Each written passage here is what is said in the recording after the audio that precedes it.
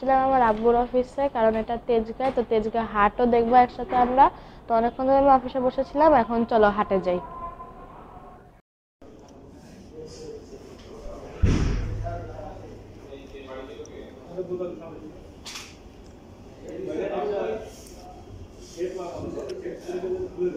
এখানে আমি বলতেছিলাম যে আমি পরে ভয়েস দিয়ে দিব। সো তোমরা তো জানোই আমি আব্বুর অফিসে আসছি, বাট এখানে আসার পরই আবহাওয়া খারাপ হয়ে গেছিলো, প্লাস আমার আব্বুর অনেক মিটিং শুরু হয়ে গেছিলো, তো আমার অনেকক্ষণ ধরে এখানে আটকে থাকা লাগছে। বাট আব্বু বাবাকে খাওয়ার জন্য একটু নুডলস দিয়ে গেছে, তো আমি তোমাদেরকে ওটা দেখাই।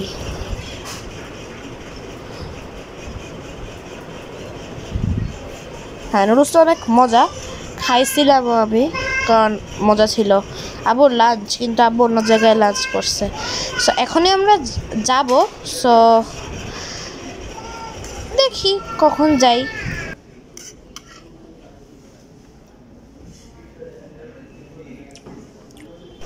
অনেক মজা ছিল। সো এখন আমার খাওয়া শেষ হয়েছে আর আব্বুর অফিস শেষ হইলে চলো আমরা যাই।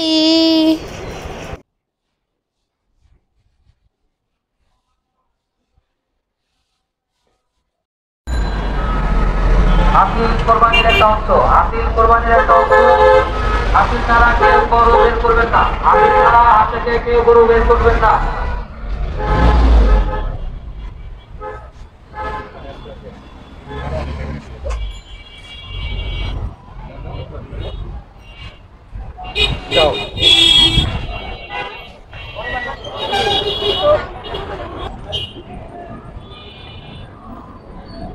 আলো নাই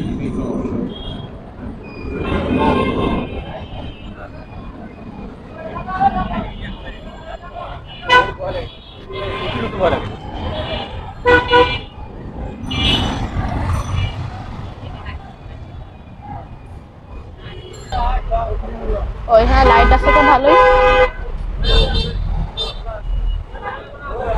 একটাই ভিডিও নাকি সব অনেকগুলো ভিডিও?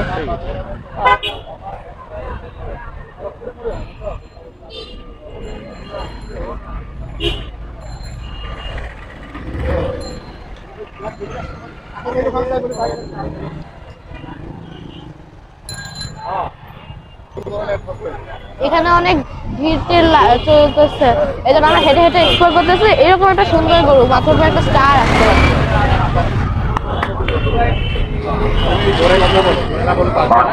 এখানে আছে না, এটা তেজগাঁ হাট নাই, ভরে গেছে গরুতে। অনেক বিশ্বাস করতেছে, আপনারা পোলাপাইনটাকে বের করে দেওয়ার ব্যবস্থা করুন। আরোগুলোর দিকে থাকা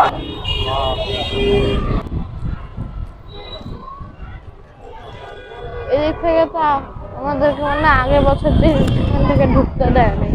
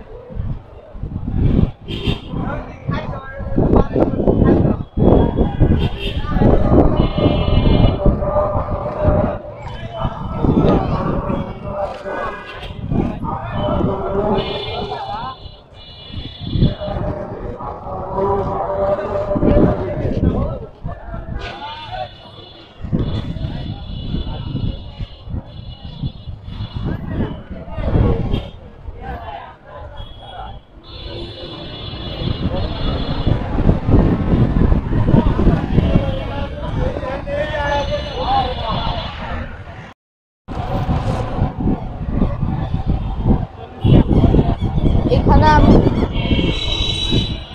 পুরা রাস্তা দিয়ে মাত্র গরু, এখানে অনেক জায়গা রিক্সা দিয়ে যাচ্ছি, তাও শেষ হয় না লাইন।